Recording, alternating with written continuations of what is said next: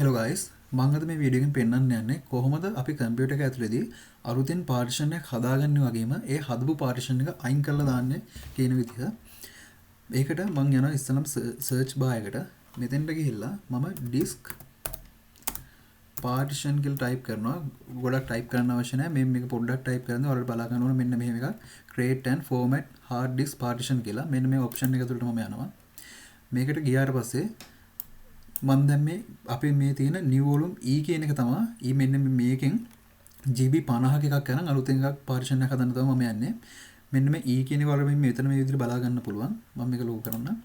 හරි. දැන් මෙන්න මේ new volume E කියන එක උඩ ගිහලා right click කරලා right click කරාට පස්සේ ඔයාලා මෙන්න මේ option ටිකක් එනවා. මෙතන මේ shrink volume කියන එක දෙන්න.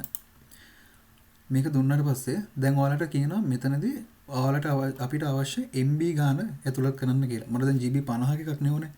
ඒ හින්දා දැන් GB 50 මෙතන දාන්න බෑ. මම ඒ හින්දා MB වලින් තමයි දාන්නේ. මම කැල්කියුලේටර් එක අරගෙන හදා ගන්නවා. අපිට ඔයාලට ඕන GB ගාන 1024 න් ගුණ කරාම MB ගාන හැදෙනවා. දැන් මට ඕන GB 50ක් හින්දා මම 50 ගුණ කරනවා 1024.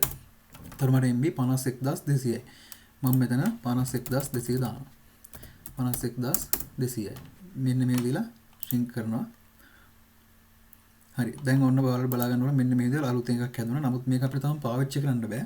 මේක පාවිච්චි කරන මට්ටමකට ගන්න නම් මෙතනත් උඩට ගිහිල්ලා right click කරන්න ඕනේ. ඊට පස්සේ ඔයාලා බලන්න පළවෙනි option එක new simple volume කියලා මෙන්න මේක click කරන්න. ඊට පස්සේ මෙන්න මේ එන window එක දිගටම next කරන් යන්න. මෙතන අවශ්‍ය මොකුත් වෙනස් කරන්න අවශ්‍ය නැහැ. මෙතනදී දැන් ඔයාලට පුළුවන් ඔයාලට මේ දෙන හැදෙන පාර්ටිෂන් එකට කැමති අකුරක් දෙන්න. මම නිකම්මට මේක නිකන් set කියලා දෙනවා. ඊට පස්සේ මම මේක next කරනවා. මේවත් මේ විදිහට තියෙද්දි වෙනස් කරන්න අවශ්‍ය නැහැ. ඊට පස්සේ finish. හරි. දැන් ඔයාලට බලා ගන්න ඕන මේ අපි අලුතින් හදපු පාර්ටිෂන් එක. මෙතන මේ අලුතින් හදපු පාර්ටිෂන් එක GB 50 වෙන්නනවා.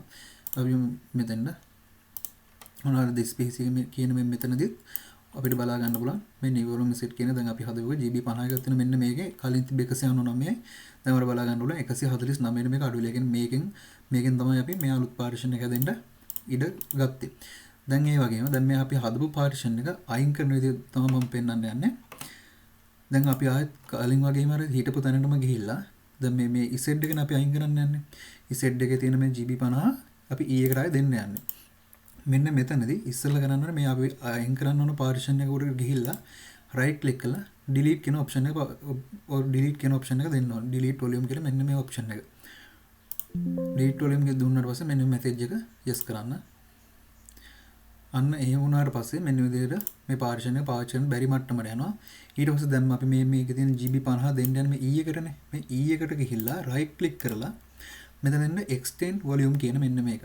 මෙන්න මේ ඔප්ෂන් එක දුන්නාට පස්සේ මෙන්න මේ පාර අපි කලින් අයින් කරපු ඉඩ ප්‍රමාණය මේ ඔටෝ මෙතන අරන් තියෙනවා. මෙන්න මෙතන next කරන්න. මේ කරාට පස්සේ මෙතන finish කරන්න. එතකොට හරිය දැන් අපි හදින් හදපු set කියන partition එක මෙතනින් අයින් වෙලා තියෙනවා. ඔයාලට බලා ගන්න පුළුවන්. දැන් අපි යමු mic this PC කියන එකට. මෙතෙන් refresh කරත් මේ අපි දැන් කලින් හදපු set කියන partition එක අයින් වෙලා ඒක E එකට ගිහිල්ලා මේ කලින් 149 මේකේ තිබ්බේ දැන් 199ට ගිහිල්ලා.